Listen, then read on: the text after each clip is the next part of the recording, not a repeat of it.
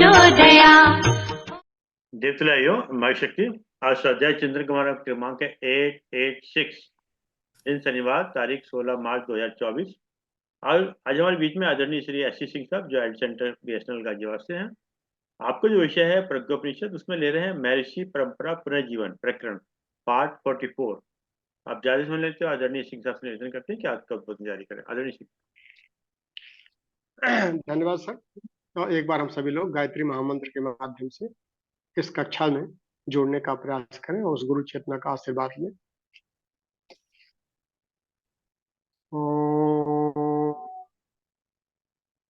भूर्भुवः स्वः तत्सवितुर्वरेण्यं भर्गो देवस्य धीमहि धियो यो नः प्रचोदयात्।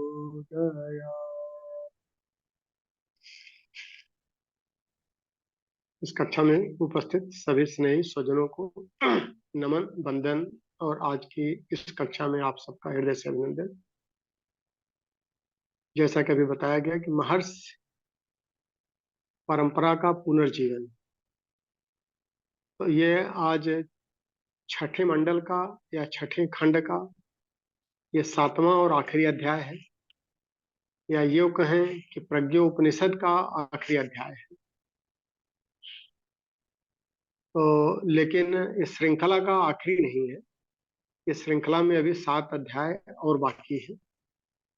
सबका संक्षिप्तीकरण कि इनफैक्ट इनसे क्या सीख हमको मिलती है, इस पर एक एक मंडल के ऊपर 7 अध्यायों की समरी एक एक कक्षा में करने का प्रयास किया जाएगा और उसके निचोड़ को देखा जाए कि परम पूज्य गुरुदेव ने कि पूरे मंडल में किस चीज का शिक्षण दिया है, उसके क्रक्स क्या हैं और जो इम्पोर्टेंट पॉइंट्स हैं उस पर सिर्फ 1 घंटे तक चर्चा चलेंगी।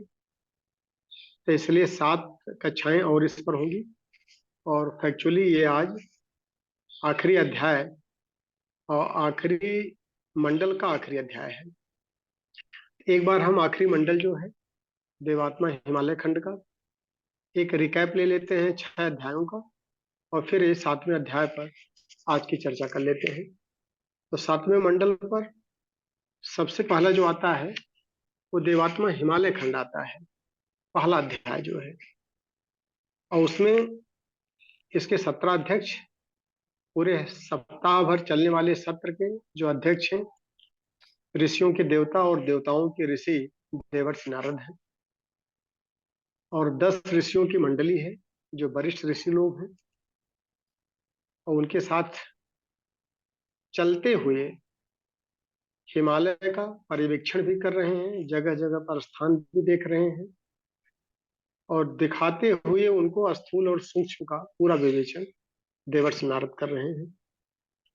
तो पहले दिन जब देवात्मा हिमालय के बारे में बताते हैं तो ऋषि उत्तुंग ने प्रश्न किया है एक पर्व के ऊपर, और पर्व कौन सा था?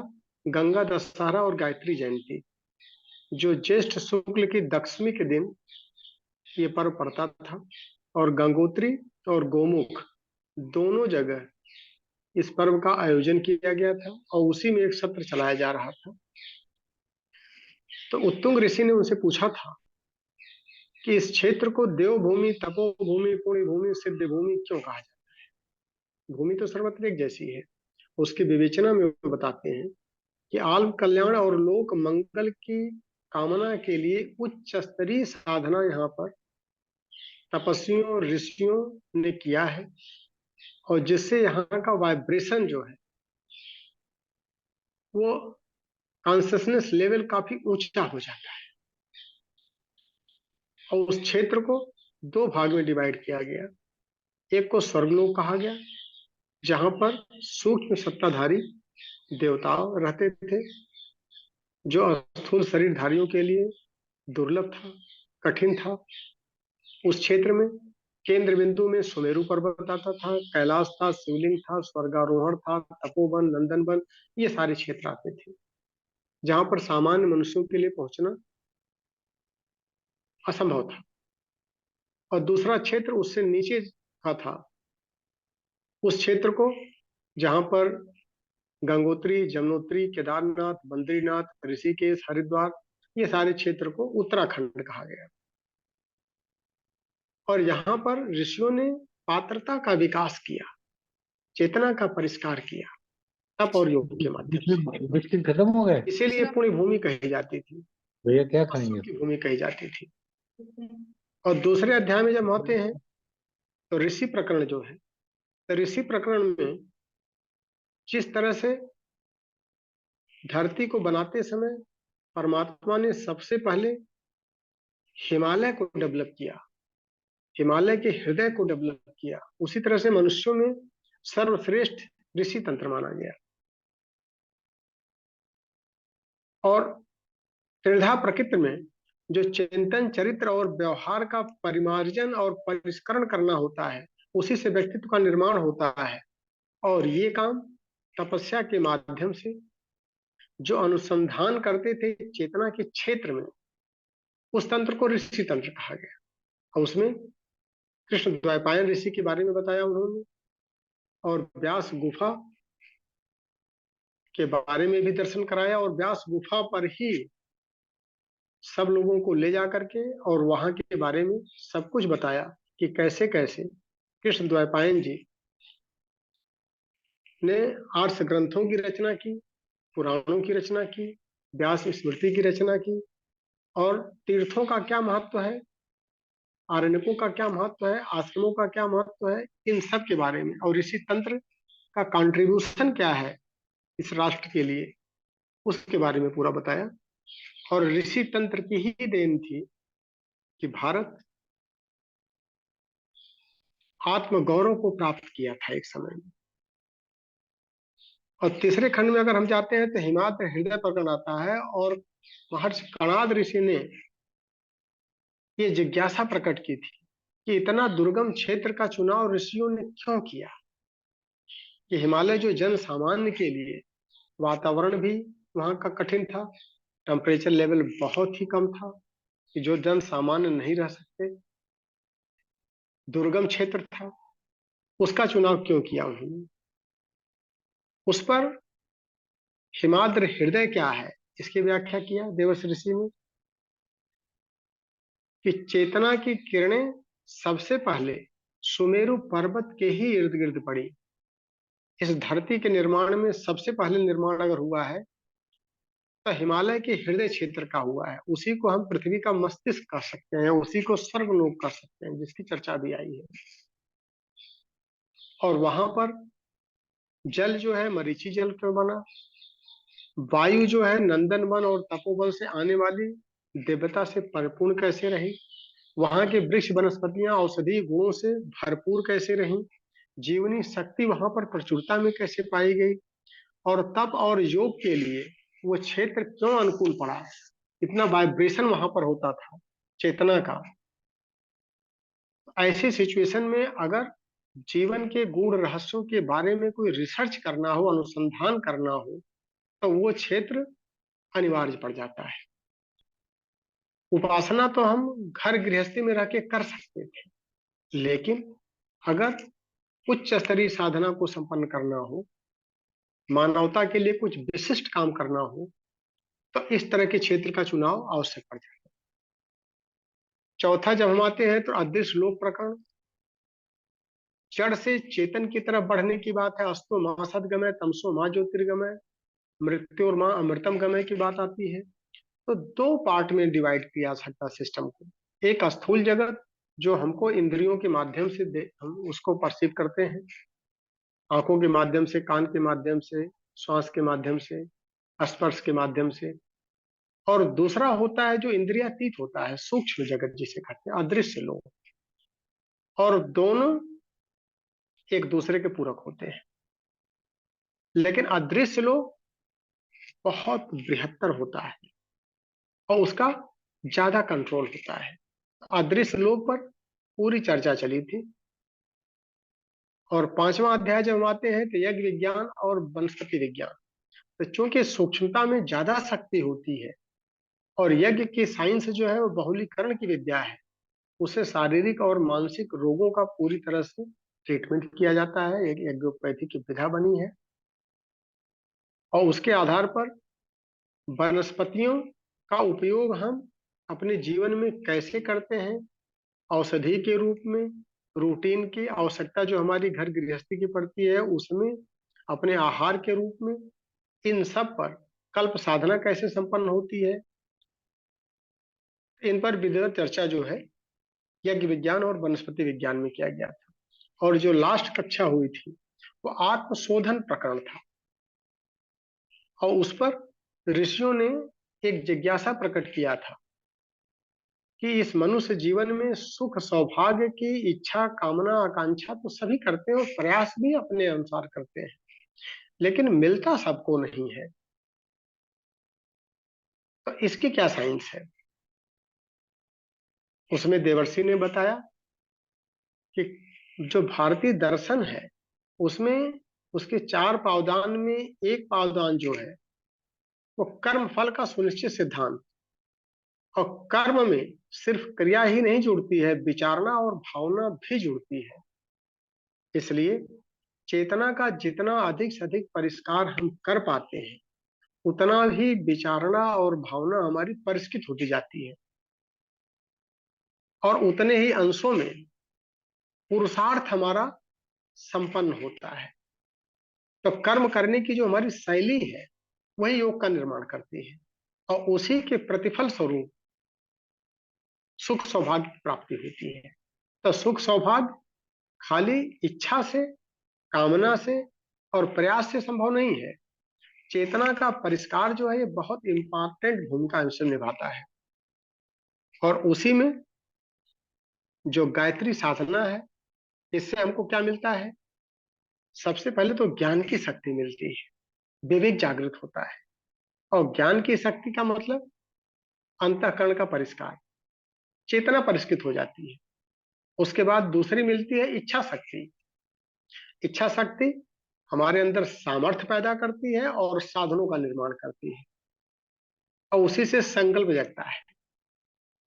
और तीसरी क्रिया शक्ति भी गायत्री साधना देती है कि कार्य करने की वो शैली कि जो ज्ञान और इच्छा को समन्वित करके और सुनिश्चित फल दिला सके। इसीलिए गायत्री साधना को सर्वांगीण साधना कहा गया है और परिभाषा भी बदल दिया गया। स्वर्ग क्या होता था? परिष्कृत दृष्टिकोण को ही स्वर्ग कहा गया और सेवा साधना निष्काम भाव से करने की जब प्रबल अभिप्सा जग जाए उसको भक्ति कहा जाता है। और मोक्ष जो त्रिविध भाव बंधन है, लोभ मोह और अहंकार से मुक्ति मिल जाना ही मोक्ष है।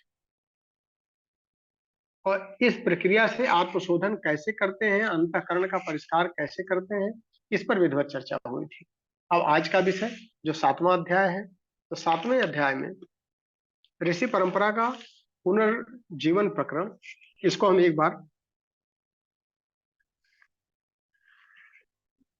हिंदी टीका वाचन कर लेते हैं क्योंकि इसमें टोटल सूत्र जो है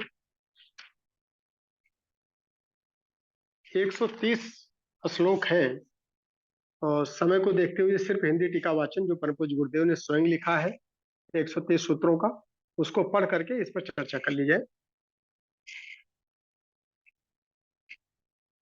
आज प्रवास का अंतिम दिन था। 1 सप्ताह के लिए हिमालय पर्यवेक्षण की योजना बनाकर मनीषी मंडली के इस क्षेत्र की गरिमा के आधारभूत कारणों को खोजने चली थी। नारद जी की बहुज्ञता ने उन सभी को अपने इप्सित की ये उपलब्धि करा दी जो ज्ञानवर्धक सिद्ध हुई। सामान्य जनों को हिमालय ऊंचा, उज्ज्वल, हिमाच्छादित, कठोर, सजल, बढ़िया, हरितमा संपन्न, मात्र प्रकृति शोभा सज्जाओं से भरा पूरा शोभायमान ही लगता था। उसे देखने लोग कौतूहल पूर्ति भर के लिए आते थे और परिवर्तन का लाभ देकर लेकर वापस चले जाते थे। पर इस प्रवासी मंडली ने दृष्टिकोण भिन्न रखा। तद अनुरूप प्रकाश उल्लास भी नए स्तर का पाया। उनने जाना कि विश्व भर में भारत की और भारत में भर में हिमालय की गरिमा किस कारण है। ये वही कारण है जिससे भारत जगत गुरु कहलाया। ये सब ऋषियों के महान व्यक्तित्वों और उनके उच्च स्तरीय क्रिया कृत्यों के कारण ही संभव हुआ है। अन्यथा भूमिखंड तो न्यूनाधिक मात्रा में सर्वत्र एक जैसे ही है। मनुष्यों के बीच भी आकृति एवं शरीर संरचना की दृष्टि से कोई बड़ा अंतर नहीं है। फिर उनके बीच जमीन आसमान जैसा जो अंतर पाया जाता है, उसका एकमात्र कारण सदाशयता का फूट लगना ही है। वो जहाँ जितनी मात्रा में अधिक होता है, वहाँ उतनी ही उत्कृष्टता उत्पन्न करता है, वहाँ उतनी ही उपयोगिता भी दृष्टिगोचर होती है। तद अनुरूप लोक श्रद्धा भी उतनी ही बरसती है। धन्य बनने और बनाने वाले व्यक्तित्वों तथा स्थानों के पीछे यही रहस्य छिपा रहता है। जो इस तथ्य को समझने का प्रयत्न करते हैं, उन्हीं का प्रवास पर्यटन सार्थक होता है। अन्य लोग तो हिरण कबूतरों की तरह मन बहलाव के लिए इधर उधर दौड़ लगाते रहते हैं। बंदरों की तरह इस डाली से उस डाली पर उचकने मचकने वाले अपने समय श्रम को जिस तिस प्रकार बिताते भर रहते हैं। इस विज्ञ समुदाय का प्रवास श्रम सार्थक हुआ, क्योंकि उनने दृश्य के पीछे छिपे हुए तथ्यों को समझने की वैज्ञानिक दृष्टि अपनाई। तत्वदर्शी यही करते रहे और इस कोयले की खदान जैसे कुरूप संसार में से बहुमूल्य हीरक उपलब्ध करते रहे। खारी समुद्र में से गोताखोर ही गहरी डुबकी लगाते और मणिमुक्तक बटोरते हैं। सूक्ष्म दृष्टि में प्रतिभा ही मनुष्य को ऊंचा उठाती है, आगे बढ़ाती है।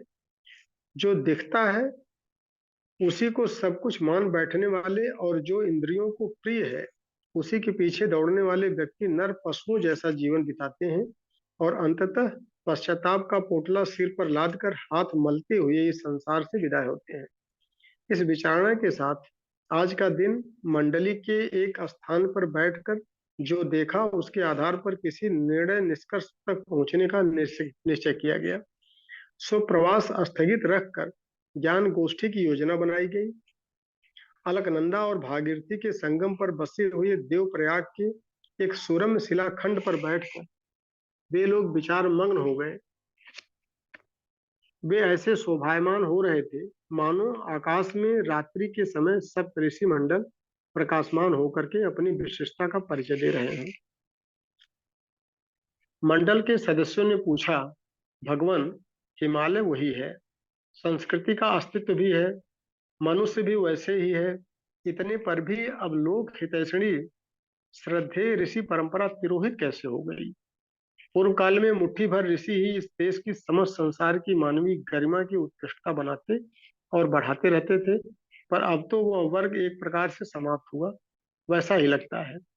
वैसा वेश और आडंबर बनाने वाले लाखों की संख्या में रहते हुए भी वैसा दृष्टिकोण है और न चरित्र न पुरुषार्थ। ऐसी दशा में हिमालय का दृश्यमान कलेवर भी ध्वंसावशेष की तरह से दुखी दुर्गतिग्रस्त हो रहा है। प्रत्यक्ष शोभा बनी रहने पर भी उसकी गरिमा बनाए रखने वाला आधार कहीं खोजे नहीं मिलता। हे देव, इसका कारण और निवारण बताने की कृपा करें। इस सबका मन हम सबका मन ग्लानि से बोझिल और व्यथित हो रहा है। नारद बोले, हे भद्रजनों, यह स्थूल दृष्टि का ही परिणाम है। जब तथ्यान्वेषी बुद्धि पार कर जाती है, तब मनुष्य मात्र बहिरंग कलेवर को ही सब कुछ मान बैठते हैं और अंधा अनुकरण करके उपहासास्पद बनते हैं। स्वयं भ्रमित होते हैं और असंख्यों को भ्रम में डालते हैं। भ्रमित जनों के पल्ले अनर्थ ही पड़ता है, इसे सभी जानते हैं। वैसे ही दुर्गति अन्य क्षेत्रों की तरह पवित्र ऋषि परंपरा किसी ही रहती है। कभी ऋषियों को हिमालय क्षेत्र में उपलब्ध बलकल वस्त्रों में काम चलाना पड़ता था, अब उसकी चिन्ह पूजा के लिए गिरवे वस्त्र पहनकर वैसा ही स्वरूप बनाया जाता है। उन दिनों शीत निवारण के लिए वन क्षेत्र में विपुल मात्रा में लकड़ी रहती थी। उसे साफ करने और शीत निवारण करने के लिए उसे धूनी के रूप में जलाते रहते थे। निकलने वाली भस्म को शरीर पर लपेटते थे। इससे सर्दी गर्मी का सहन कर पाना सुगम हो जाता था। पर अब न तो लकड़ी सुलभ है और न वस्त्रों का अभाव। फिर भी तथाकथित साधु जन लकीर पीटने के लिए उसी प्रचलन का बिना विचारे अंधा अनुकरण करते हैं। उन दिनों तुम्बा और नारियल के जलपात्र वन क्षेत्र में सहज उपलब्ध होते थे, अस्तु वे अपरिग्रह के चिन्ह थे। किंतु आज बर्तन सस्ते और सुविधाजनक होने पर भी उन्हीं वस्तुओं के लिए आग्रह रखा जाना समय के अनुकूल नहीं है। अग्नि संभालने के लिए बड़ा सा चिमटा, झाड़ियां साफ करने के लिए कुल्हाड़ी नित्य की आवश्यकता पूरी करती थी। यह आवश्यकता अनुसार अस्त्र का भी काम करती थी। पर आज वैसी परिस्थिति न होने पर भी लोग इन उपकरणों को धारण किए रहते हैं। वन प्रदेश में अपनी मौत मरने वाले पशुओं का चर्म, आसन आदि के काम आता था, किंतु अब हत्या करके उन्हें प्राप्त किए जाने पर शुद्धता कहाँ रही। पुराने समय में अति महत्वपूर्ण अन्वेषण अभ्यास के लिए एकांत वन की आवश्यकता रहती थी। इसके लिए पर्वतीय गुफाएं सहज उपलब्ध थी, पर अब वैसा शोध प्रयोजन सामने न रहने पर भी, हवादार झोपड़े सस्ते पड़ने पर भी लोग गुफा बनाते और उनमें अजगर की तरह निरर्थक समय नष्ट करते हुए पड़े रहते हैं। कारण न होने पर आवरण बनाना बाल बुद्धि का चिन्ह या उदर पूर्ति मात्र का साधन माना जाएगा। परिस्थिति के अनुरूप निर्धारण एवं परिवर्तन करते रहना बुद्धिमत्ता का चिन्ह है। पर अदूरदर्शिता का दौर चढ़ने पर तो अंधा अनुकरण की मूढ़ मान्यताएं ही अपनाई जाने लगती हैं। मूढ़मती लोग परंपराओं का दुराग्रह करते हैं। ऐसे प्रचलन ही कुरीतियां कहलाती हैं और उपहासास्पद और हानिकारक ठहरते हैं। उन्हें बदलने के लिए सुधार आंदोलन भी चलते हैं। सामान्य जनों की भांति यदि ऋषि परंपरा के संबंध में भी वैसी ही विडंबना चल पड़े तो उसे दुर्भाग्य का विषय माना जाएगा। आज इस दुर्भाग्य के गर्त में ही ऋषि परंपरा समाप्ति चली गई है। अस्तु हिमालय क्षेत्र इस अभाव में मणिविहीन सर्प की तरह से निस्तेज चला जा रहा है। उसमें प्रकृति शोभा सौंदर्य का वाह कलेवर तो यथावत बना हुआ है, पर वह प्राण क्षीण हो चला, जिसके कारण उसकी तेजस्विता और गरिमा कभी स्वर्गोपम बनी हुई थी। हिमालय क्षेत्र की निस्तेजता का कारण ऋषि परंपरा का अवसान और उसके स्थान पर विडंबना का उस ठाट बाट के साथ विराजमान हो जाना मंडली के सभी सदस्यों ने जाना। इस अपवाद पर दुख मनाया। साथ ही नारद जी से पूछा, इस दुर्गति का अंत कैसे होगा? उसमें सुधार परिवर्तन के लिए क्या कुछ अगले दिनों बन पड़ेगा? देव संस्कृति को अजर अमर माना जाता रहा है, तब फिर उसकी दुर्दशा को दूर करने की कोई नया उपाय भी बनना चाहिए। नारद जी ने कहा, निराश होने की कोई बात नहीं है। जीर्णता आती तो है, पर वो स्थिर नहीं रहती है। उनके स्थान पर नए सृजन का भी विधि विधान है। वृद्ध जन अशक्त और रुग्ण स्थिति में जा पहुंचते हैं तो प्रकृति उनका वो कलेवर छीन लेती है और नया जन्म देकर के नया शरीर प्रदान करती है। सूर्य मध्याह्न के उपरांत ढलने लगता है और अंततः अस्त हो जाता है। यह प्रकृति का निश्चित क्रम है, किंतु इस कारण उत्पन्न हुआ अंधकार भी सदा ठहरता नहीं है। प्रभातकालीन अरुणोदय उसका भी अंत करके रहता है। पतझड़ में के उपरांत पेड़ों पर नए कोपल ही नहीं, सुरम्य फूल और मधुर फल भी आते हैं। अवसान भी सदा नहीं रहते, उनका स्थान अभ्युदय भी यथा समय ग्रहण करता है। इस नियति व्यवस्था को समझाते हुए ये सोचा जाना चाहिए कि समय बदलेगा और देव संस्कृति की गरिमा का नए सिरे से उत्कर्ष अभ्युदय का सुयोग बनेगा। दिव्य जन को उज्जवल भविष्य की ही सदा आशा करनी चाहिए। विभिन्न परिस्थितियों में भी निराश नहीं होना चाहिए। निराश व्यक्ति मनोबल और पुरुषार्थ दोनों ही खो बैठता है और अकारण घाटा उठाता है। इस स्वनिर्मित क्षति से हर बुद्धिमान अपने को बचाता है। हमारी मन स्थिति भी वैसी ही रहनी चाहिए और यथासंभव सुधार परिवर्तन की चेष्टा करनी चाहिए। मनीषी मंडली में ने पूछा, आप ऋषियों में मूर्धन्य और त्रिकालदर्शी हैं, कृपया ऐसा उपाय बताइए जिससे लोक मंगल की सद्भावना से युक्त ऋषि परंपरा पुनर्जीवित हो सकते। उसका अभिनव स्वरूप वैसा ही दृष्टिगोचर होने लगे जैसा कि पुरातन काल में तीर्थ क्षेत्रों में सदा दृष्टिगोचर होता था। युग परिवर्तन के अवसर पर हिमालय क्षेत्र का प्राण प्रवाह सदा अपनी विशिष्ट भूमिका निभाता रहा है। समय की मांग उसी की पुनरावृत्ति की है। सो बताएं कि हम लोगों को इस निमित्त क्या करना चाहिए। नारद जी ने कहा, आपकी इस अंतःकरण में उद्भूत होने वाली विचारणा को हम आत्मा और परमात्मा का अपने लिए विशेष रूप से भेजा गया परामर्श माने। अन्यायों के द्वारा कुछ किए जाने की प्रतीक्षा छोड़ें, अन्य को द्वारा कुछ किए जाने की प्रतीक्षा छोड़ें और अकर्मण्यों की तरह मूक दर्शक की भूमिका न निभाएं। शुभारंभ अपने से करें, एकाकी चलें। साहसी शूरवीरों ने सदा से अग्रगामी कदम उठाए हैं, उनके पीछे अनायास ही अगणित भावनाशील चलते रहे हैं। इस अवसर पर भी वही होना चाहिए। इस नव निर्धारण में आप सबका प्रयास प्रमुख रहना चाहिए। मिलजुल कर प्रयास करने से चींटियां भी हाथी को मार सकती हैं और मधुमक्खियां भी रस भरा छत्ता बना सकती हैं। ऋष बालों द्वारा किया गया राम कार्य और ग्वाल बालों द्वारा किया गया कृष्ण सहयोगी कार्य कितना सफल हुआ, ये सर्वविदित है। देवताओं की संयुक्त शक्ति से दुर्गा का अवतरण हुआ, ऋषियों के रक्त संचय से घड़ा भरने पर सीता का जन्म हुआ और संव्याप्त असुरता का समापन हुआ। आप लोग अपने को सामान्य न माने। महान संकल्प करने वाले और महान पुरुषार्थ में जुट पड़ने वाले महान कहलाते हैं। उनके पराक्रम को भगवान यशस्वी और सफल बनाते हैं। आप भी कुछ करने के लिए उद्यत हो सकें तो इसके लिए आज का मुहूर्त ही सर्वोत्तम है। विश्व कल्याणकारी संकल्प आपने क्या करना चाहिए, किस प्रकार करना चाहिए, कहाँ से करना चाहिए, इन प्रश्नों के उत्तर में नारद जी ने कहा, आप लोग ऋषि परंपरा का स्मरण करें, उनके द्वारा जो किया गया था उन प्रयासों को अपनाएं और मिलजुल करके काम करें। समझदारी, ईमानदारी, जिम्मेदारी और बहादुरी का आश्रय लें। महत्वाकांक्षाओं से प्रेरित होकर अलग अलग काम करने की बात कभी न सोचें। बिखराव में शक्ति का अपव्यय और सहयोग से प्रगति का उद्भव होता है। इस तथ्य को स्मरण रखने और अपनाने में ही कल्याण है, विस्मरण में नहीं। पुरातन काल में सप्तर्षियों ने हरिद्वार की पावन भूमि में सप्त सरोवर नामक स्थान पर एकत्रित होकर के संयुक्त प्रयासों से तपश्चर्या की थी और उस समय की बिगड़ी हुई परिस्थिति को बदलने सुधारने में सफलता पाई थी तथा सभी के पूज्य बन गए। आप लोगों को भी यहाँ जाना है, वहां जाना और उसी प्रयास परंपरा का अनुसरण करना चाहिए।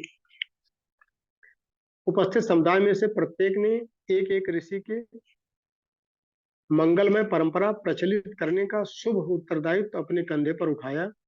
सभी ने इस प्रकार मिलजुल करके काम करने की शपथ उठाई, मानो वह एक सत्ता का ही संयुक्त प्रयास हो।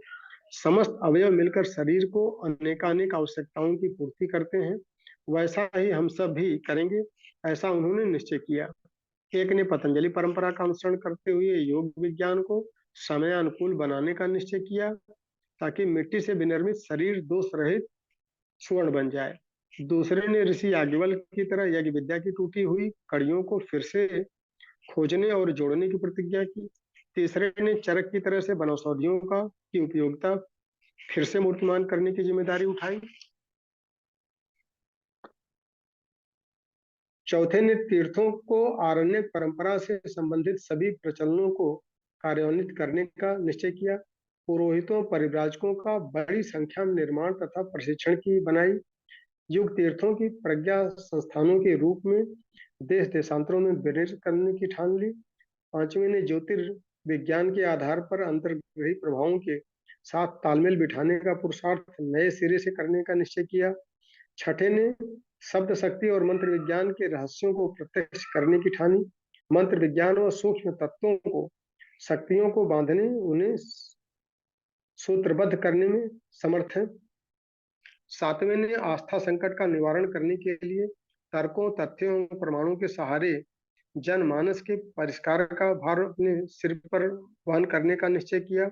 इस संयुक्त प्रयास का नाम प्रज्ञा अभियान रखा गया। इससे पूर्व निश्चय व ईश्वर की प्रेरणा के वशीभूत होकर के इसे कार्यान्वित करने के लिए प्रमुख सप्तर्षियों की तपस्थली के सन्निकट विश्व कल्याण की चिंता से युक्त कर्मठ ऋषियों ने गायत्री तीर्थ स्थापित करने का निश्चय किया। अपूर्व उत्साह में निष्ठा से ये सभी कर्मठ व्यक्ति साथ साथ चल पड़े। नियत स्थान पर पहुंचकर उपयुक्त सातों योजनाएं संयुक्त होकर के एक स्थान पर आ गईं और ऋषि परंपरा को पुनर्जीवित करने वाला प्रज्ञा अभियान अत्यंत उत्साह के साथ तूफानी वेग से चल पड़ा। उसकी सफलता देख करके सभी चकित रह गए। और पुरातन सतयुग को फिर से वापस लौट आने का आधार प्रत्यक्ष देखने लगे। सभी ने सोचा अब दुराचार आज नहीं रहेंगे। नारद जी ने सभी को जैसा आशीर्वाद हिमालय में दिया था और विश्वास दिलाया था कि उनका संकल्प निश्चित रूप से सफल होगा, वह यहाँ सफल होने लगा है। इत श्रीमद् प्रज्ञोपनिषदे देव संस्कृत खंडे ब्रह्म विद्या आत्मविद्या युग दर्शन युग साधना प्रकटीकरण योग महर्षि नारद प्रतिपाद्य ऋषि परंपरा पुनर्जीवन इत प्रकरणों नाम सप्तमो अध्याय है। और ये प्रज्ञोपनिषद का आखिरी मंडल का आखिरी अध्याय, छठे मंडल का 7वां अध्याय।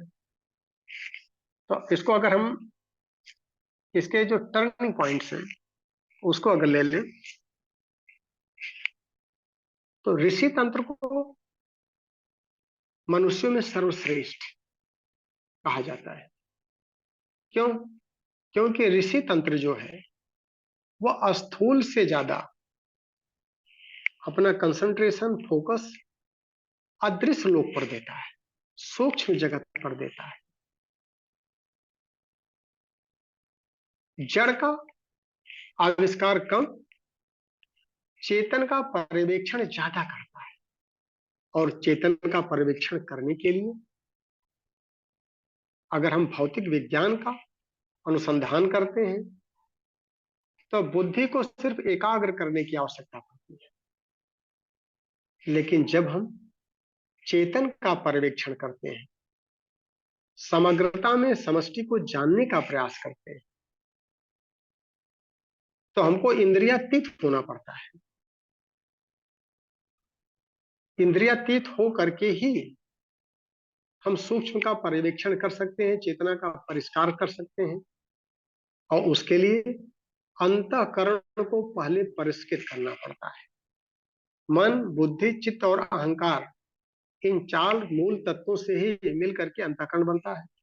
और इसके परिष्कार के लिए तप की साधना और योग की साधना, दोनों के समन्वित साधना के लिए ही क्षेत्र का चुनाव किया जाता है। जिस तरह से हमारे शरीर में हमारा मस्तिष्क जो है, इसी को लीडर कह सकते हैं, यही मार्गदर्शक होता है, यही हमारे शरीर का टोटल नियंत्रण करता है। हमको क्या करना है, कब करना है, कैसे करना है, कितना करना है, टोटल दिशा निर्धारण इसी मस्तिष्क के चलते होता है। उसी तरह से जो शरीर में रोल मस्तिष्क का होता है, वही रोल इस मानव समुदाय में ऋषियों का होता है। ऋषि संख्या में कम है, लेकिन अनुसंधान चूंकि उनका चेतना परख होता है, तो सूक्ष्म जगत को भी वो गौरवान्वित करता है और स्थूल जगत को धन्य करता है। और इसी ऋषियों की देन थी जो हमारे मुट्ठी भर ऋषि पूरे विश्व ब्रह्मांड के लिए क्या सदुपयोगी है उसका अनुसंधान करते थे। और जगत और जीवन दोनों का सूक्ष्मता से पर्यवेक्षण करके सही दिशा दिखाते थे समाज को। और ये चीज तभी संभव है जब हम तथ्यान्वेषी हो, यथार्थ को समझने का प्रयास करें कि सही मार्ग क्या है। इस तरह से जो सप्ताह भर का ये कार्यक्रम रखा गया था सत्र का, तो 6 दिन भ्रमण करके पूरे हिमालय क्षेत्र का लोगों ने अपने ज्ञानार्जन को बढ़ाया। और 7वें दिन उस पर एक गहन मनन चिंतन करके उसका निष्कर्ष क्या निकाला जाए, क्या निचोड़ निकाला जाए, इस हिमालय क्षेत्र के दर्शन का और सूक्ष्म पर्यवेक्षण का एक स्थान पर बैठ करके गहन मनन चिंतन किया जाए। और स्थान भी पवित्र होना चाहिए ताकि चेतना का वाइब्रेशन हो। तो वो स्थान का चुनाव कहाँ किया गया? देवप्रयाग में एक शिलाखंड पर, जो इस चर्चा में आया है। और देवप्रयाग क्या है? ये संगम है अलकनंदा और भागीरथी का। अलकनंदा नदी बद्रीनाथ के पास से आती है और भागीरथी गंगोत्री से इसका उद्गम है। इन दोनों पवित्र स्थानों से जो दो नदियां हमारी निकलती हैं, इनका संगम देवप्रयाग में होता है और देवप्रयाग में ही ये चर्चा चल रही है। और चिंतन का जो केंद्र बिंदु रखा गया ऋषियों द्वारा कि हिमालय में ऋषि तंत्र की प्रतिभा के कारण इस भारत भूमि की गरिमा और इसकी पहचान भारतीय संस्कृति को देव संस्कृति के रूप में, विश्व संस्कृति के रूप में पूरे विश्व में अपनाया। और इसी की देन थी कि जीवन के दोनों क्षेत्र में, एक क्षेत्र में भारत विश्वगुरु बना चेतना के क्षेत्र में मार्गदर्शन के लिए, और भौतिक क्षेत्र में सोने की चिड़िया। यह हमारा राष्ट्र का आत्मगौरव था।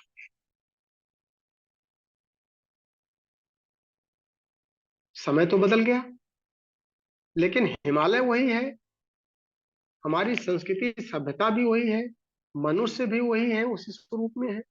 सब कुछ वही रहने के बावजूद भी राष्ट्र जो है अपने आत्मगौरव को, अपनी सत्ता को, अपनी महत्ता को पूरी तरह से खो चुका है। इसका क्या कारण है? इसका निवारण क्या है? उपाय क्या है? जो भी तथ्यान्वेषी रहेगा साधक, जो भी सेंसिटिव मनुष्य रहेगा, वह इन सूक्ष्म बिंदुओं पर गहन विचार करता है कि हम क्या कुछ करके अपनी समस्याओं का समाधान करके और अपने स्तर को ऊंचा उठाएं।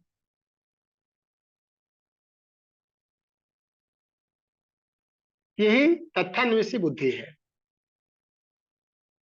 यथार्थ का चिंतन करने के लिए मजबूर करती है। और वही काम आज इन ऋषियों ने किया कि हमारा दायित्व क्या बनता है इस राष्ट्र के प्रति, मानवता के प्रति, इस सृष्टि और समष्टि के प्रति हम क्या कुछ कर सके। ये मार्गदर्शन उनको चाहिए था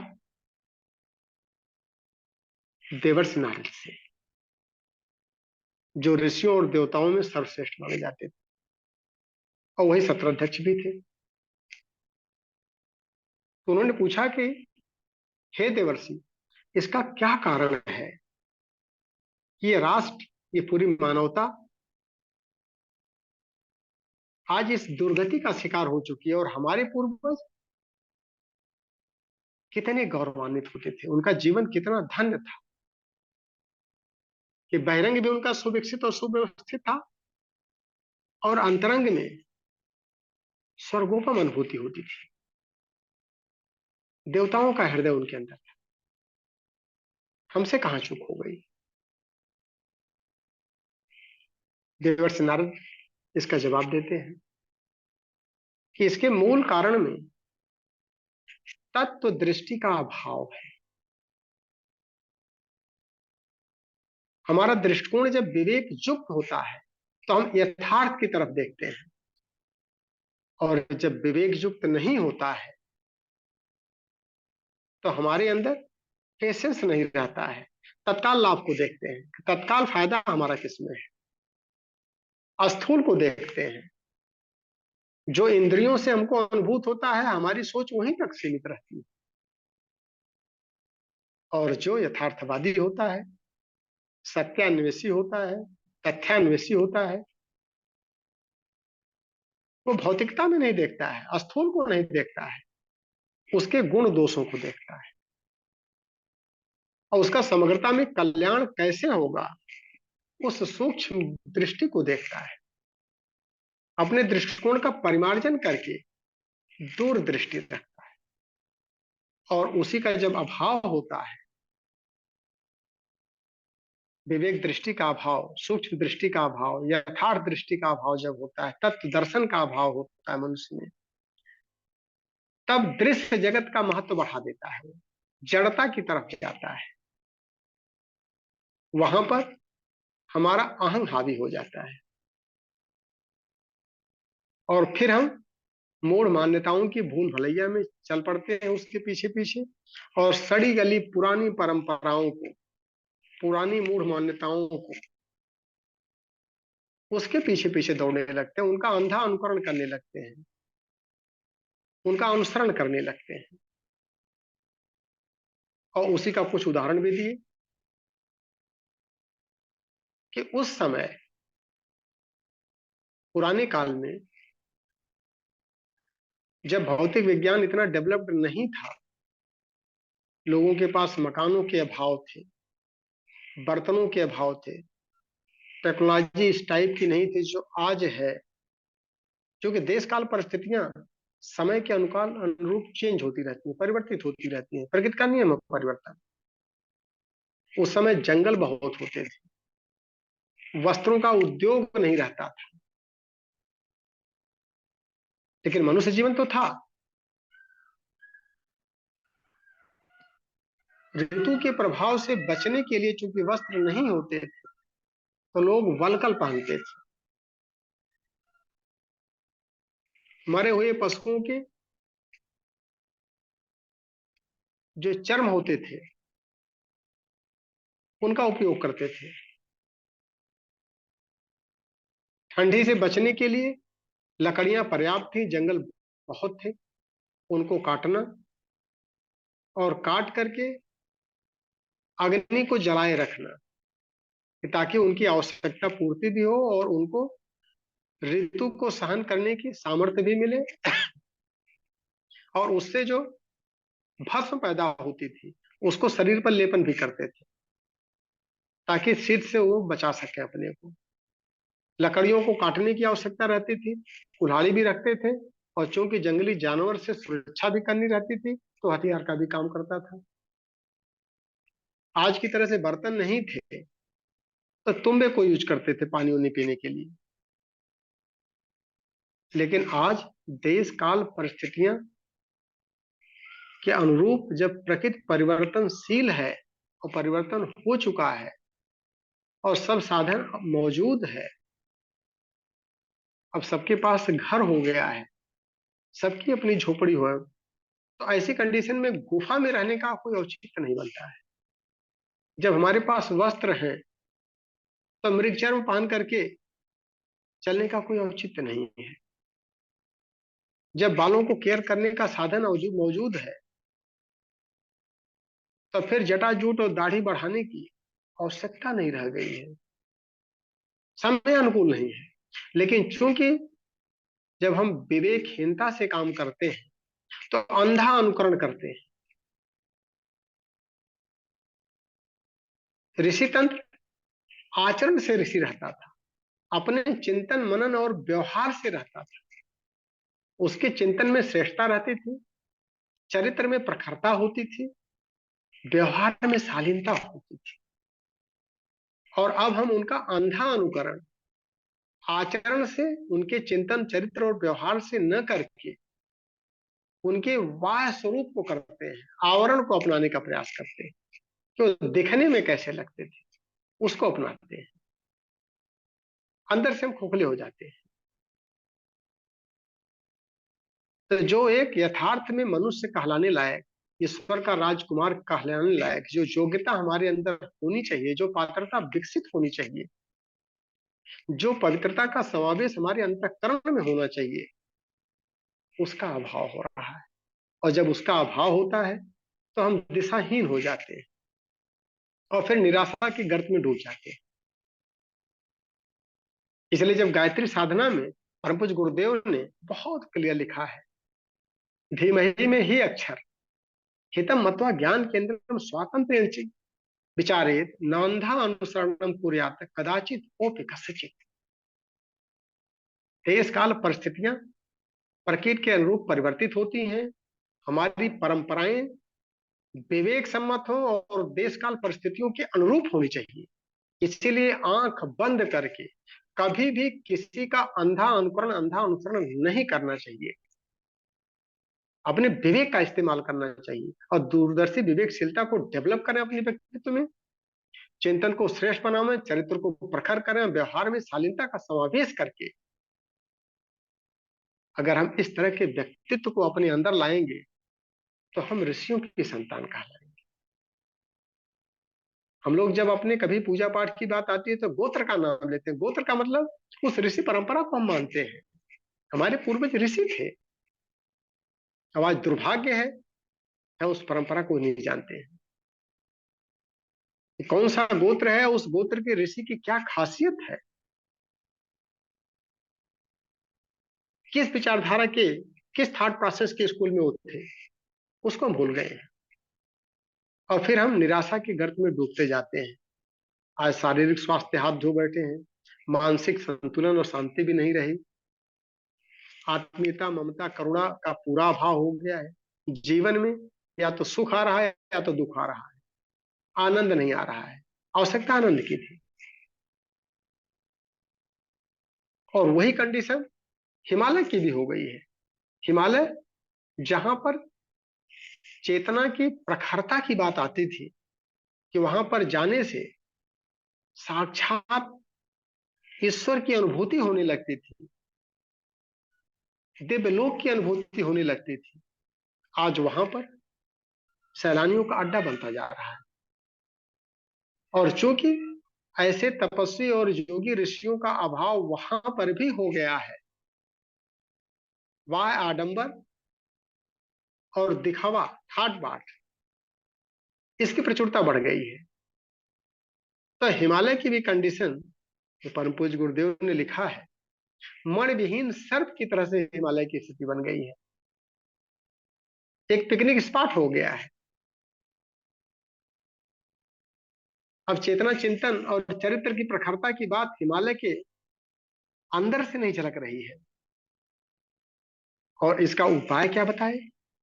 इसका उपाय बहुत इंपॉर्टेंट बताए, कर बहिया बल आपनो, छोड़ पर आई आस। दूसरे आएंगे, दूसरे अच्छा काम करेंगे, हम उनके पीछे चलेंगे, इसको बिल्कुल खारिज कर दिया उन्होंने कि निराश होने की आवश्यकता नहीं है। हम सभी उसी ईश्वर के राजकुमार हैं। अपने को मजबूत करें, आगे बढ़ें और लीडर की भूमिका अपनाएं। और लीडर कौन होता है? वो नोज द वे, वो गोज द वे, वो सोच द वे। क्योंकि पर्यवेक्षण में हम सब ने चिंतन किया, अपने को डेवलप करें, अपने ऋषित्व को जो हमारे ब्लड में है। अस्तु मां सदगमय तमसो मां ज्योतिर्गमय मृत्योर मां अमृतम गमय, उस रास्ते पर चलने पाए, उसको अपनाएं। और सुधार की प्रक्रिया दूसरों से नहीं, स्वयं से शुरू करें। और जब हम आगे चल पड़ेंगे तो भीड़ तो अनुगमन पीछे पीछे अपने आप करती है। तो इसलिए उन्होंने लोगों को आत्मबल दिया कि आप सभी समर्थ हैं, सक्षम हैं, और अपनी अपनी चेतना और अपनी अपनी प्रकृति के अनुरूप जिसमें आपकी अभिरुचि है, उस क्षेत्र में सहकार के साथ पुरुषार्थ करें। एक बड़ा इंपॉर्टेंट सूत्र दिया उन्होंने, और वो सूत्र क्या दिया कि बिखराव में शक्ति का अपव्यय होता है, लेकिन सहकार में प्रगति का उद्भव होता है। परम पूज्य गुरुदेव ने इस पर बहुत इंपॉर्टेंट लिखा है। हर व्यक्ति 1.5 चावल की अपनी खिचड़ी पकाने लगता है, ये बिखराव है। शक्तियां तो हैं, उनका अपव्यय होगा, सही दिशा में उसका सुनियोजन नहीं हो पाएगा। लेकिन अगर हम सहकार की भावना लेके चले, संघे शक्ति की भावना लेके चले, और मिलजुल करके अपनी अपनी रुचि के अनुरूप आगे बढ़ चले, तो फिर से जो आज हताशा का, निराशा का, दुर्गति का दौर चल रहा है, इसको परिवर्तित करके हमारे अंदर वो सामर्थ्य है कि हम पूरे युग को लेकर के चल सकते हैं। और इसी को देखते हुए जो उन्होंने मार्गदर्शन दिया कि सप्तर्षियों ने मिलकर के सप्त सरोवर में, जो गंगा की गोद भी है, हिमालय की छत्र छाया भी वहां मिलती है, वहां पर एक हम लोग तीर्थ की स्थापना करें और अपने अपने क्षेत्र में अपना अपना कंट्रीब्यूशन अगर करें, और हर ऋषि एक ऋषि परंपरा को अपनी अभिरुचि के अनुसार लेकर के अगर गतिमान हो जाए, आगे बढ़ जाए, पूरा देश इसका अनुपालन करने लगेगा। और उसी में लोग प्रेरित होकर के, एक ऋषि ने पतंजलि परंपरा को ले लिया, तो योग विज्ञान में आगे नवनिर्माण करने लगे। और उसी को अगर हम देखें, परम पूज्य गुरुदेव ने इन सभी ऋषियों का अपने अंतःकरण में पूरी तरह से प्रखरता करके उस क्षेत्र में अद्वितीय कार्य किया। नाम तो ऋषियों का लिया और कार्य स्वयं किया। और पतंजलि परंपरा में नए योग का उन्होंने स्वरूप दिया। अष्टांग योग महर्षि पतंजलि ने दिया, और पंचकोश का, पंचांग योग कह सकते हैं, परम पूज्य गुरुदेव ने दिया। जो काम अष्टांग योग का था उसको बहुत ही सरल और सुलभ सबके लिए कर दिया है। बच्चे भी कर सकते हैं, बुढ़े भी कर सकते हैं, महिलाएं भी कर सकती हैं, पुरुष भी कर सकते हैं, गृह को भी करना है, विरागी को भी करना है, सबको करना है, अनिवार्य है। और दूसरा देखें, चरक परंपरा औषधि विज्ञान का, प्राकृतिक चिकित्सा और आयुर्वेद दोनों उसी चरक परंपरा से आई है। Total medical science. सर्वे संतु निरामया की बात हम करते हैं, सभी स्वस्थ हो, सबको अधिकार है स्वस्थ होने का। और तीसरी परंपरा महर्षि याज्ञवल्क्य की, यज्ञ विज्ञान, यज्ञोपैथी, यज्ञ के माध्यम से स्थूल, सूक्ष्म और कारण तीनों का परिष्कार। और ये तीन साइंस मिलकर के अग्नि विज्ञान बहुलीकरण के लिए, मंत्र विज्ञान समष्टि के कल्याण के लिए, और औषधि विज्ञान, ये तीनों मिलाकर के यज्ञ विज्ञान बनता है। और जब उससे हम इन तीनों शरीरों का निराकरण करते हैं, स्थूल शरीर, सूक्ष्म शरीर और कारण शरीर का, ये यज्ञोपैथी बन जाती है। और जब डगरी परंपरा को जब उन्होंने लिया, तो विश्वविद्यालय का निर्माण किया। विश्वविद्यालय प्रबंधन कैसे किया जाए, अच्छे बच्चे कैसे पैदा किए जाए, देव संस्कृति विश्वविद्यालय बना दिया। व्यास परंपरा को जब उन्होंने उठाया, देश काल परिस्थितियों के अनुरूप, आज के अनुरूप नए युग व्यास की भूमिका निभाई, और जो लेखनी उठाई, अंतिम सांस तक लेखनी चलाई, और इतना साहित्य लिख गए तो कोई कल्पना नहीं कर सकता है। तो युग व्यास भी कहलाए। और जब देवर्षि नारद की परंपरा को उन्होंने अपनाया, तो संयुक्त संगीत से युग परिव्राजकों का निर्माण किया। इतने परिव्राजक पैदा कर दिए, हर गली गली में जाकर के वो संदेश सुनाना।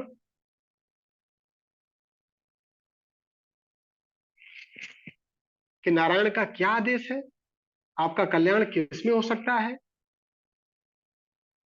और हजारों और लाखों की संख्या में परिव्राजक पैदा हो गए। और शंकराचार्य की परंपरा को जब उन्होंने अडॉप्ट किया, तो शक्ति पीठों का निर्माण, प्रशिक्षण केंद्रों का निर्माण, और उनकी संख्या हजारों में, 4,000, 5,000, हर क्षेत्रों में शक्तिपीठों का निर्माण, ये शंकराचार्य की परंपरा हुई। और जब वशिष्ठ की परंपरा को उन्होंने अडॉप्ट किया,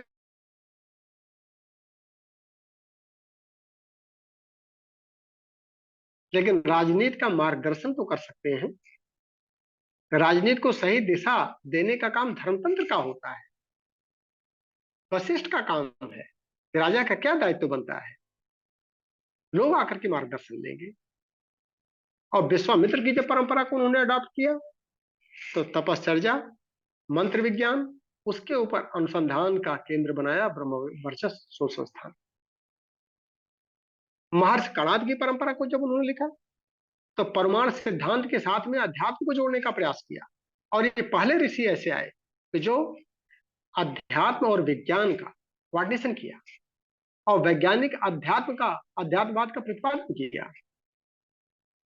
और महर्षि आर्यभट्ट की परंपरा को जो लिया, तो ज्योतिर्विज्ञान और ग्रह नक्षत्रों के विज्ञान का क्या प्रभाव है और उस प्रभाव को गायत्री साधना के माध्यम से कैसे निरस्त किया जाए, इसके ऊपर काफी गहन शोध किया और लेखनी के माध्यम से अभ्यक्त किया हम सबके मार्गदर्शन के लिए।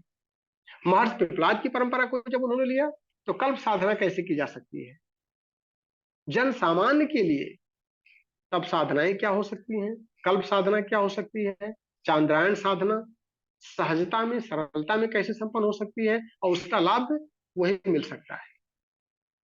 और चूंकि बुद्ध का उत्तरार्ध भी अपने को बताया, नए युग को, प्रज्ञा युग को, तो बुद्ध की परंपरा को भी उन्होंने आगे बढ़ाया। बुद्धम शरणम गच्छामि, धम्मम शरणम गच्छामि, संघम शरणम गच्छामि। और इस तीनों के माध्यम से बौद्धिक क्रांति, नैतिक क्रांति और सामाजिक क्रांति के भी जनक कहलाए। तो इसकी एक लंबी श्रृंखला है और इन सारे ऋषियों को उन्होंने अपने अंदर आत्मसात किया। और वही जो एक सूत्र इसी में दिया गया था, पहले अध्याय में था, आखिरी अध्याय की बात कर रहे हैं, निराकारत्व हेतु से परिणाम कर्तुम ईश्वर है और शरीर से गृहणामी गति संचालन करता है। परमात्मा जब आपका अंतःकरण पवित्र और परिष्कृत होता है, तो उसमें प्रेरणा भरता है और आपके अंदर वो सामर्थ्य दे देता है कि जो ज्ञान शक्ति, इच्छा शक्ति और क्रिया शक्ति में ट्रांसफॉर्मेशन हो जाता है और पूरे समष्टि को उन्होंने अपने में आत्मसात कर लिया और इसका भौतिक स्वरूप एक खड़ा कर दिया, तीर्थ, उसका नाम दे दिया गायत्री तीर्थ। और इस पूरे अभियान का संयुक्त नाम प्रज्ञा अभियान दे दिया। प्रज्ञा अभियान नए युग का होता है और सूक्ष्म में जाकर के और कारण सत्ता में जाकर के स्वयं कंट्रोल कर लिया। इसी को कहते हैं हम ब्रह्मास्मि, हम आत्मा ब्रह्म, तत्वमसि त्वं तदसि। ये सारी चीजों की साधना पराकाष्ठा पर करके और एक साधारण व्यक्ति अपने को परमात्मा तुल्य, परमात्मा का प्रतिनिधि बना के दिखा दिया। इससे बड़ा मार्गदर्शन, इससे बड़ा संरक्षण, इससे बड़ा प्रेरणा स्रोत हम सबके लिए और क्या हो सकता। तो हम सब भी अपनी अपनी भूमिका का निर्वाह करें और अपनी अपनी यज्ञाहुति इसमें अपनी सामर्थ्य, अपने विचार, अपने विवेक के अनुसार इसमें जरूर दें। और हम समझ रहे हैं कि शायद समय भी 7 बज गया पूरी तरह से, तो अपनी वाणी को यहीं विराम दें। और ऋषि परंपरा का पुनर्जीवन जब तक नहीं होगा, तब तक आज की समस्याओं का समाधान संभव ही नहीं है। हमारे जीवन को चलाने के लिए जिस तरह से हमारे हृदय और खोपड़ी की आवश्यकता है, उसी तरह से इस जगत और जीवन को चलाने के लिए ऋषि परंपरा की आवश्यकता है और हमको उस पर जाना ही पड़ेगा, कोई और रास्ता नहीं है। तो धन्यवाद वाणी को आदरणीय। विराम विराम दें और चर्चा के लिए सत्र को खोल दें। धन्यवाद आदरणीय सिंह साहब। आप सभी लोग अनम्यूट हैं, आप अपना आदरणीय सिंह साहब से जानकारी और ले सकते हैं। बाद में देवी साहब धन्यवाद देंगे। सिंह साहब, आपने ऋषि परंपरा तो बोला, लेकिन आज का आपने जो टाइटल चुना था पुनर्जीवन संस्करण ने। नहीं नहीं, ऋषि परंपरा का पुनर्जीवन है सर। अच्छा, ऋषि परंपरा। ऋषि हाँ, वो परंपरा भी हाँ। ये तो हमारी पुरानी परंपरा रही ही है, उसको हाँ, पुनर्जीवित करने की बात आई है ना सर। ठीक ठीक ठीक ठीक ठीक। इसीलिए सप्तर्षियों के, जहां पर सप्तर्षियों ने मिल नहीं नहीं, करके वो तो साधन किया इसका था, इसका इसका आम रिपोर्ट तो कमाल का कर दिया। और परंपरा सबसे बड़ी बात बोली भी जो उन्होंने इमेजिन तो सबको किया कि सब ऋषियों को, लेकिन असल में अपने जीवन में अंदर लेके और उसी का सबके सबके दायित्व खुद ले लिए। सर, कमाल असल है में हुआ क्या ये। था कि जब जब इनको दादा गुरु ने हिमालय बुलाया था, तो हिमालय जब गए थे और 1 साल की साधना के बाद जब लौटे थे मार्गदर्शन और ले करके, और तब साधना की पराकाष्ठा पर जाने के बाद तो ये अनुदान मिला था। और अनुदान अंतःकरण में जैसे जैसे मिलता गया, तो उसका तो प्ले खुद ही करना पड़ता है ना। जैसे एक ईश्वर वही पूरी सृष्टि में सारा रोल प्ले कर रहा है, वही डाकू का भी रोल प्ले कर रहा है, चोर का भी, दरोगा का, सारा कर रहा है वही, वही जज का भी रोल प्ले कर रहा है। यही अद्भुत काम अद्भुत। गुरुदेव को स्वयं करना पड़ा है। नाम उन्होंने दिया है महर्षि पिपलाद है, तो महर्षि याज्ञवल्क है, और स्वयं अपने ही महर्षि पिपलाद भी है, महर्षि याज्ञवल्क भी है, महर्षि पातंजलि भी है, महर्षि चरक भी है, आर्यभट्ट वही भी, सारे हैं। एक दिन मैंने आपसे प्रश्न किया था कि ये वास्तव में ये ऋषि हुए हैं कि ये सब जो प्रक्रिया, ये मीटिंग जो हो रही है, ये सात प्रश्न कर रहे हैं, ये कर रहे हैं या ये कि चिंतन ही है, अपने में ही सर चिंतन कर रहे हैं ये? मैंने एक सर दिन ये प्रश्न सब किया था आपसे। सर ये सारा रोल परम पूज्य गुरुदेव का स्वयं का है। हाँ, और ये आज आज इसका उत्तर मिला। उस दिन आपने कहा ये ऐसा हुआ, वहां गए थे सुख स्वरूप में, सबके मीटिंगें हुई थी, लेकिन मेरा भाव तभी यही था कि असल में ये सब इनकी अपनी कल्पना है, लेकिन भाव सारा इनका अपना ही है। नहीं, ये ऋषि तो हुए हैं सर, ऋषियों का है, लेकिन नहीं, यह है ऋषि कि इनका हुए हैं, टोटल। लेकिन वास्तव में ये सब मीटिंग हुई है, सबने उपदेश दिए हैं, किसी ने प्रश्न किए हैं, किसी ने उत्तर दिए हैं, ये वास्तव में खुद ही प्रश्न कर रहे हैं, खुद ही उत्तर दे रहे हैं। सर एक सूत्र आपको हम बता रहे हैं, ब्रह्मोपनिषद का है कि एको देव सर्वभूतेषु गुण सर्वव्यापी सर्वभूतांतरात्मा कर्माध्यक्ष सर्वभूताधिवास साक्षी चेता केवलो निर्गुणश्च। और यही रोल परम पूज्य गुरुदेव ने स्वयं किया है। बिल्कुल बिल्कुल बिल्कुल ये बिल्कुल। लिटरेचर लिखना जनमानस के लिए, कथा कहानी के माध्यम से वो समझ सके, और टोटल रोल उन्होंने अपने स्टेज पर अकेले प्ले किया है। बिल्कुल बिल्कुल, यही है, यही मेरी धारणा भी यही थी, शुरू से मैं यही सोच रहा था नहीं, ये कि क्योंकि फैक्ट भी है सर। आप ये एक जो देखिए कि हिमालय हिमालय एक से कवि लौटने होता के, है, एक लेखक होता है, वो सारी इमेज अपने आप को उसमें ढाल लेता है, फिर लिखता है वो। और इन्होंने क्या किया है कि इन्होंने रोल प्ले किया है और फिर लिखा है। रोल प्ले किया है सर इन्होंने। हाँ बिल्कुल, रोल प्ले किया है, रोल प्ले किया है। शांति कुंज की वाह स्थापना कोई क्या बात। काल्पनिक नहीं है, शांति कुंज की स्थापना स्थूल में भी है। देव संस्कृत विश्वविद्यालय और स्थूल मेरे में कार्यरत है, ब्रह्म वर्चस्व स्थूल में कार्यरत है। हम्म, ये सारी चीजें जो हैं ये स्थूल जगत में कार्य कर रही हैं, और सबका निर्माण जो हुआ है वो कारण जगत में हुआ है, फिर सूक्ष्म जगत में आया है। कारण जगत में दादा गुरु ने दे दिया, और उसी को लेकर के सूक्ष्म टोटल चिंतन चेतना सब परम पूज्य गुरुदेव की थी, और चारित्रिक प्रखरता की वजह से इसको स्थूल रूप देना इनके लिए आसान पड़ गया। वाह, बहुत अच्छा। और आपने गोत्र का बड़ा अच्छा कहा आज। हम सब गोत्र ऋषियों बोल की देते हैं संतान है, ये। हमको पता रहना चाहिए कि हाँ, हमारा। ये विचार आप आदमी में आना, अपने अपने गोत्र का विशेष जो गुण है वो प्रत्येक को पता होने चाहिए। मैं भी पूरा करूंगा, अंग्रेज ऋषि का हूँ, मैं पूरा उनका लिटरेचर देखूंगा, ताकि अपने आप में वो एक भाव आए, वो एक वो फीलिंग आनी चाहिए कि मैं किस ऋषि की संतान हूँ, उसी स्तर पे मैंने पहुंचना है, मेरे विचार कर्म मन कर्म वचन से मैं वैसे ही करूं, उसी की संतान हूं मैं। ये हर एक का बिल्कुल मनुष्य का सही ये है। कर्तव्य बनता है। गोत्र ये नहीं है कोई फंक्शन हुआ, पंडित जी ने बोला तो गोत्र बोल दिया, मेरा काम खत्म। तो वो गोत्र में जाना हम लोग का कर्तव्य है। आपने ये बहुत अच्छी बात कही है। हम जो भी सुनने वाले हैं, चार आदमी पांच आदमी हैं, नाशा तो सोते सोते चले गए, तो फिर हम आप आपस में ध्यान रखें, वो गोत्रों के बारे में सब अपने आप का पता करें, और वो आपको उस गोत्र उस ऋषि की क्या परंपरा थी, क्या उनमें गुण थे, क्या उनमें एक्सपर्टाइज थी, और हम अपने जीवन में अपने परिवार में वो ढालने की कोशिश करें। बहुत बहुत अच्छा दिल लगाई, बहुत अच्छी बात। सर एक प्रश्न आया है हाँ कि जी। चूंकि जो बहुसंख्यक वर्ग है, हम्म अ, ये एक एक पर हम आ जाए। जो बहुसंख्यक वर्ग हमारा है, तो हम्म बहुसंख्यक वर्ग जो है वो पदार्थवादी प्रवृत्ति में जाता है। तो नहीं, ये सही है कि बहुसंख्यक वर्ग जो है पदार्थवादी प्रवृत्ति में जाता है, तो इसका अंत क्या होगा?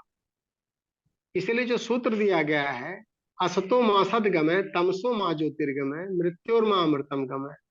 और इसी सिद्धांत के ऊपर चूंकि हम सब परमात्मा की ही संतान है, सारे जीव जंतु परमात्मा से ही उत्पन्न हुए हैं, और इसका जो लास्ट होता है प्रलय, तो प्रलय दो रूपों में होती है। या तो हम जो है जीवन मुक्त हो जाएं, जो उद्देश्य है कि जब एक ही सत्ता यहाँ पर रोल प्ले कर रही है, दूसरी सत्ता है ही नहीं, तो हम जब तक अपने संस्कारों को लेके चल रहे हैं तब तक हमको परिष्कार की आवश्यकता है। संस्कार में चाहे कुसंस्कार हो चाहे सुसंस्कार हो, जब तक जीवात्मा संस्कारों से के आवरण से आच्छादित है तब तक आप ये मान के चलें कि परिष्कार की आवश्यकता है, और संस्कार हटे कि हम जीवन मुक्त हुए। और यही धारणा जितने भी हमारे पहुंचे हुए महर्षि थे सबने किया था।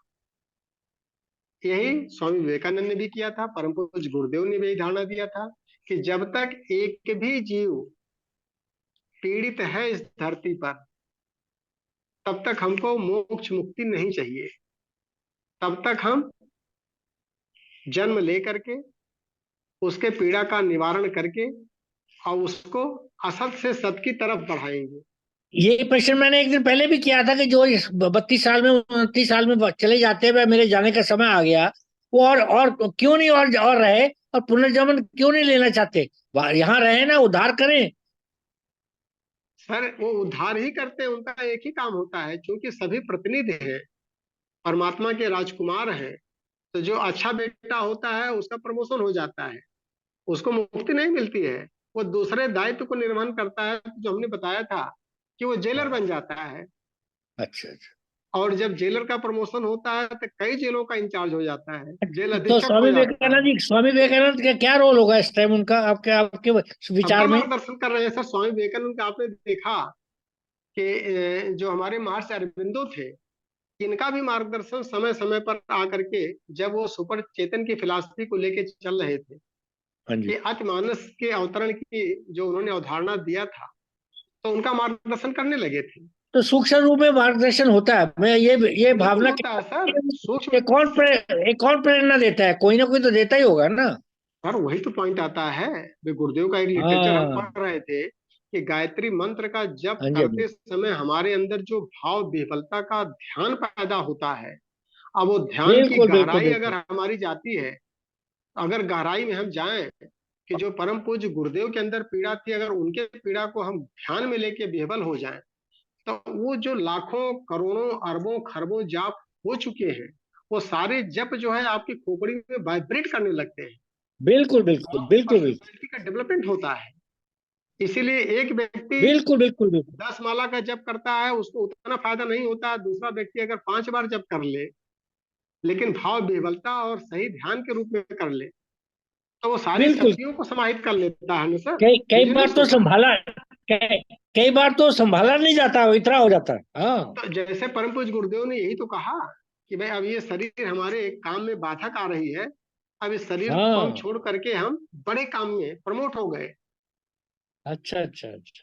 उस ठीक शरीर ठीक। के माध्यम से वो हजारों और लाखों तक पहुंचते थे, अब उनको पहुंचने हैं सैकड़ों करोड़ों में। तो हाँ जब अरबों और खरबों में ये जाना है तो फिर वो सूक्ष्म शरीर और कारण शरीर के माध्यम से संचालन करना शुरू कर देंगे। इस स्तर को समझना जरूरी था, ये स्तर पे मैं भी सोचने में आया नहीं था, जो अभी क्योंकि ये स्तर अभी विचार आचार्य जी आ ने रहा एक था प्रश्न ये, रखा है, इसीलिए। आचार्य जी ने एक प्रश्न रखा है, तो उसका समाधान यही है, और यही हाँ जी। सभी संतों ने कहा है कि एक भी जीव इस धरती पर मुक्त हुए बिना नहीं रह सकता। मच्छर भी, खटमल भी, सांप और बिच्छू भी, ये सब भी अपनी चेतना का परिष्करण कर रहे हैं, और परिष्कार करके इन सबको वो 84 लाख जोनियों में भ्रमण करने के बाद मानव जोनि में आना पड़ेगा, और ये मुक्त होने की दिशा में आगे बढ़ते रहेंगे। और ये सृष्टि तब तक चलती रहेगी, क्योंकि ये सारा लीला कवल्यम है परमात्मा का, और उसका उद्देश्य वही है कि सबके अंदर वही समाया हुआ है। तो जब सबके अंदर ईश्वर सर्वभूतानां हृदय से अर्जुन तिष्ठति, और जिसके अंदर परमात्मा समाया है तो उसको तो मुक्त करेगा ही, उसको तो स्वरूप देगा ही देगा। जब तक उसका लीला काबल्य है तब तक चलता रहेगा। और एक दूसरा प्रश्न अधिक। कुछ और आया है। हम्म।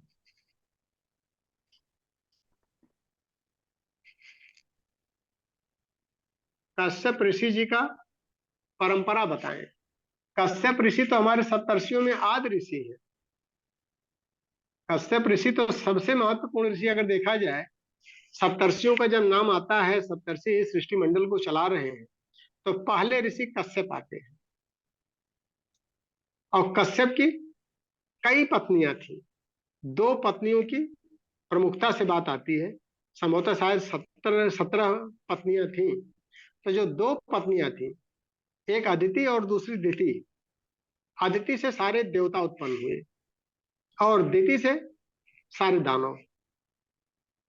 वाह। ये कहा जा सकता है कि वो आदि ऋषि है। और बाकी पत्नियों से जितने और लोग बचे हैं, उनकी उत्पत्ति हुई है। तो फैक्चुअली हम सभी कश्यप ऋषि की संतानें हैं।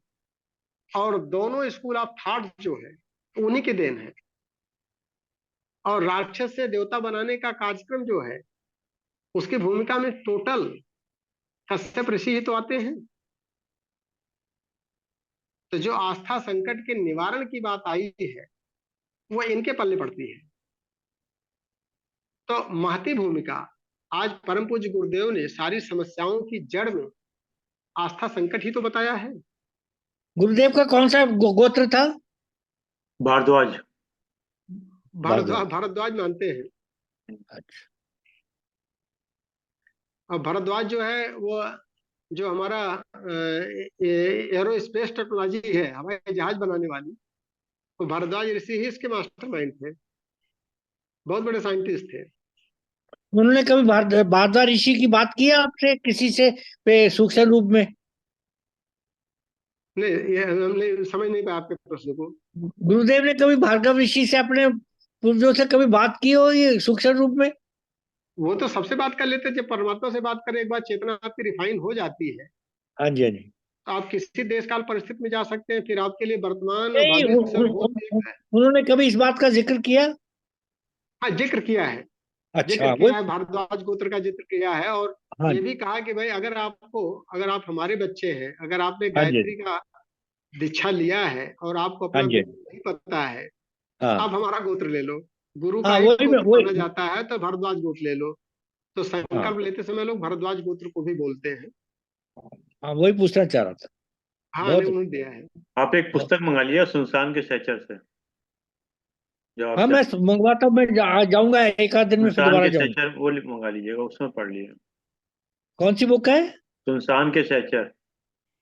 सुनसान सुनसान के के सहचर। सैचर। अच्छा, सैचर। अच्छा। उसमें आप मिल जाएगी, सब कुछ काफी मिल जाएगा आपको। अच्छा। अरे क्यों उनसे आप बुक मंगवाते हैं सर? वो आप क्लास रखवाइए तो अपने आप बुक लेके आ जाएंगे ऋषि साहब। नहीं नहीं, पास ही है बस। गायत्री चेतना केंद्र यही है आसपास, में जाता रहता हूँ। तो आप लेंगे क्लास, आप कह ही रहे थे। सर 2 क्लास लेंगे आप उसमें। अभी पहले पहले प्रज्ञोपनिषद हमारा जो है, आज अध्याय तो खत्म हुआ है, लेकिन अभी इसका निचोड़ निष्कर्ष जो है, हम सोच हम्म, रहे थे कि 7 अध्याय और लेंगे। 7 क्लास थोड़ा उसमें मेहनत करना पड़ेगा और थोड़ा हमको भी शिक्षण मिल जाएगा कि इसका निचोड़ पढ़ा जाए। जैसे आज 6 दिन की साधना का निचोड़ 7वें दिन में सारे ऋषियों ने मनन चिंतन करके उनको एक नया मार्गदर्शन मिल गया है ना। तो सबसे ज्यादा प्रभावी तो आज ही की कक्षा रही है, छठे बहुत बहुत अध्याय ज्यादा, में। बहुत। चलिए साहब, और किसी बिल्कुल कोई चीज। एक बिल्कुल बन गया, मतलब बिल्कुल एक काफी चीजें आज क्लियर हुई है मन में। आप प्रश्न भी किए आपसे, और एक अलग स्तर पे आज एक वार्ता हुई हमारे हमारे हमारे हमारे मतलब से बात कर रहा हूँ। बहुत अच्छा लगा, बहुत बहुत धन्यवाद आपका। और आपका आज तो की कक्षा तो मतलब लेवल। वाली ही थी सर। हम्म। हाँ। आज की या कक्षा आज तो मतलब वाली वैसे थी। आज शेखरी साहब भी खूब सोए, और डैड साहब तो सोते सोते चले ही गए पहले। और ध्यान अब हमें ध्यान में प्रयास थे, ये ध्यान। किया जाएगा कि अगली 7 कक्षाएं भी अब सातों मतलब वाली नहीं, हो थोड़ा सा। अरविंद जी को, आज अरविंद जी को भी नींद आ रही थी सिर्फ मैं ही था जो जागता था सारा सारी रात अरविंद जी को नींद नहीं आ रही थी, वो चेतना की गहराई में डुबकी लगा रहे थे। एक ही बात है। वो सुसुप्ति और दुनिया में एक ही अवस्था होती है वो सारी भी चलिए बहुत साहब, अच्छा, बहुत बहुत धन्यवाद सिंह साहब। बहुत ही आनंद आता है।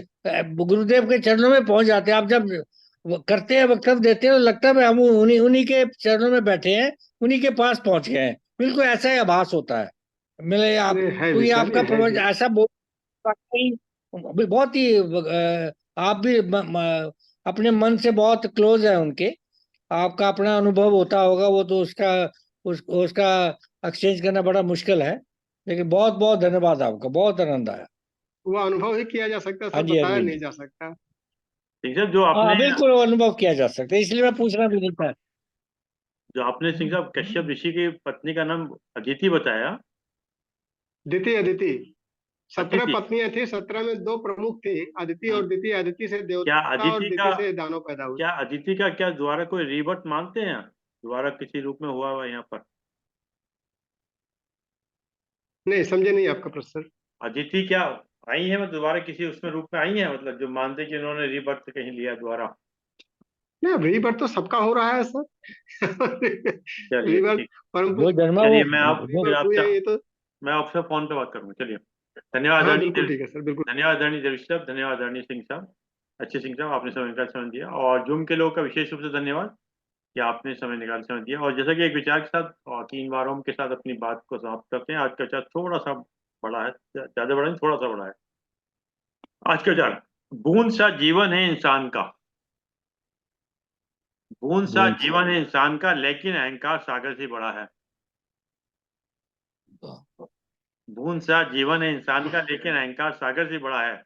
ना बादशाह ना बादशाह चलता है, ना इक्का चलता है। ना बादशाह चलता है, ना इक्का चलता है, ये खेल है अपने कर्मों का। ना बादशाह चलता है, ना इक्का चलता है, ये खेल है अपने कर्मों का। यहाँ सिर्फ कर्मों का सिक्का चलता है। बहुत बढ़िया सर, बहुत बहुत बढ़िया, बहुत बढ़िया, वाह वाह। बहुत यहाँ अच्छा। सिर्फ कर्मों का सिक्का चलता है। जिस शरीर के साथ हम पैदा हुए जिस शरीर के साथ हम पैदा हुए उसके जिम्मेदार हम नहीं हैं। जिस शरीर के साथ हम पैदा हुए उसके जिम्मेदार हम नहीं हैं, परंतु जिस शरीर के साथ हम विदा होंगे उसके जिम्मेदार हम स्वयं उसके होंगे। जिम्मेदार तो हम स्वयं रहेंगे, बिल्कुल सही है। परंतु जिस शरीर के साथ हम पैदा विदा होंगे उसके जिम्मेदार हम स्वयं होंगे। तो आपका जो सही है, सही है, बहुत अच्छा, वाह वाह वाह वाह वाह वाह। आइए, 3 बार उनका क्या है? ओम।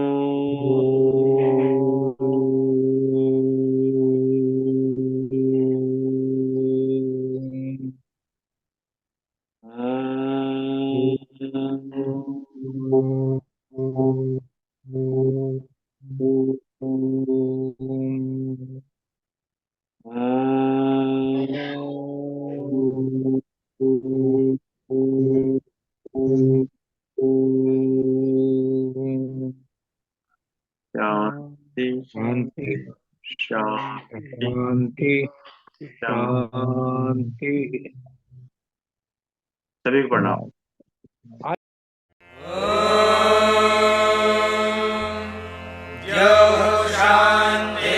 शान्तिरन्तरिक्षं शान्तिः पृथिवी शान्तिरापः शान्तिरोषधयः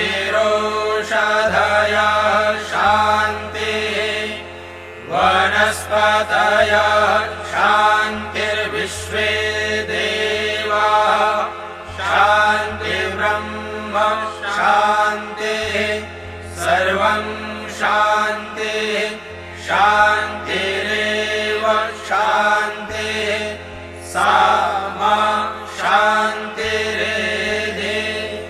ॐ शान्तिः शान्तिः